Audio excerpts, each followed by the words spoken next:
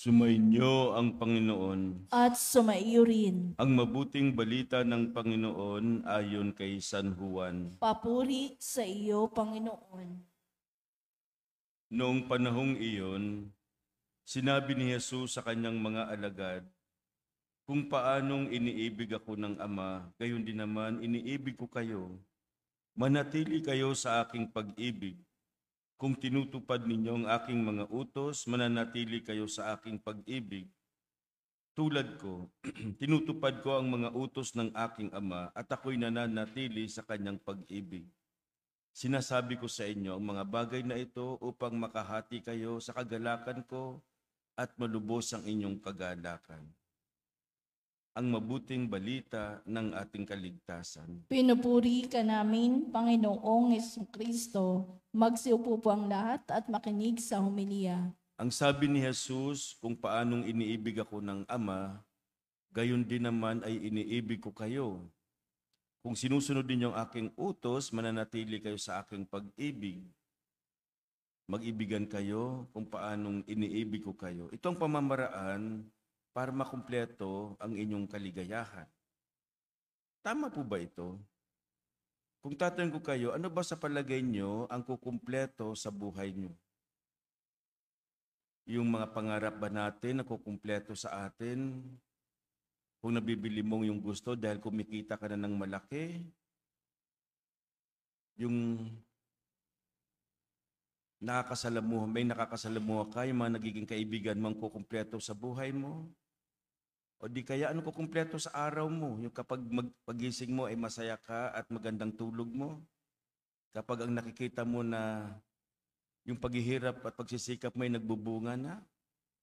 Kapag masayang pamilya mo at naibibigay mong kanilang gusto, yung bang kukumpleto sa buhay natin o sa araw natin? Sa Ebanghelyo, sabi ni Jesus, kung kayo'y nananatili sa pagmamahal ko at sinasabuhay ang aking utos, magdudulot ito ng kagalakan sa inyo at wala na kayong hihilingin pa. Ibig sabihin, dalawang bagay ang kukumpleto sa atin. Pagmamahal at galak, love and joy will complete our life and our day. At para sa akin tamang Panginoon, kapag tayo nagmamahalan, magdudulot ito ng kagalakan at kukumpleto sa ating buhay at sa ating araw. Meron man tayong pagdurusa, meron man tayong hirap, pero kapag nagmamahalan tayo, parang kukumpleto ito sa buhay natin, lalo kapag tayo nananatili sa pagmamahal ng Diyos. Kadalasan nakala natin, ang mga material na bagay ang kukumpleto sa buhay natin. Minsan naiinggit tayo sa ibang tao kasi wari natin matagumpay sa buhay ang mga taong iyon. Parang lahat ay nasa kanila na. Minsan magugulat ka na lang dahil ang iba sa kanila ay nagpakamatay. Minsan magugulat tayo na yung mga taong inuudulo natin dahil sa kanilang talento o inaning tagumpay, magugulat tayo dahil nalulung sila sa bisyo. Parang hindi pa rin kumpleto. Minsan ang hinahangaan nating tao dahil parang mabait at responsable, magugulat tayo, nagiwalay sa kanyang asawa, inabandon ng asawa, ang pamilya.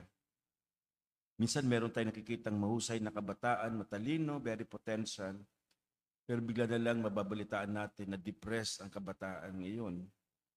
Mga kapatid, ang tunay na mahalaga, ang tunay na magbibigay kagalakan sa buhay, ang magkukumpleto sa atin ay pag-ibig.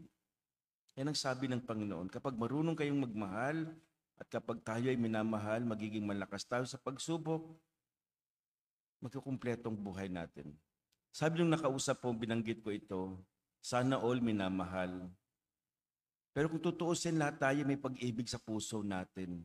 Lahat tayo may kakayahang magmahal. Kaya nasa atin kung paano natin ito gamitin, kung paano natin ito ibabahagi, kung paano natin ito pahahalagahan. May sinabi si Jesus kung paano. Ang sabi niya, mag-ibigan kayo kung paanong iniibig ko kayo. Ang pagmamahal ay hindi sa pamamaraan natin, hindi rin sa pamamaraan ng mundo, kundi sa pamamaraan ni Jesus kung paano ko kayo iniibig. Hindi madali ang magmahal. Hindi madali ang umibig, lalo na kung ito ay itutulad natin sa pag-ibig ni Kristo. Dahil kadalasan ang pagmamahal natin ay tulad ng pagmamahal ng mundo. Nagmamahal tayo sa taong kamahal-mahal.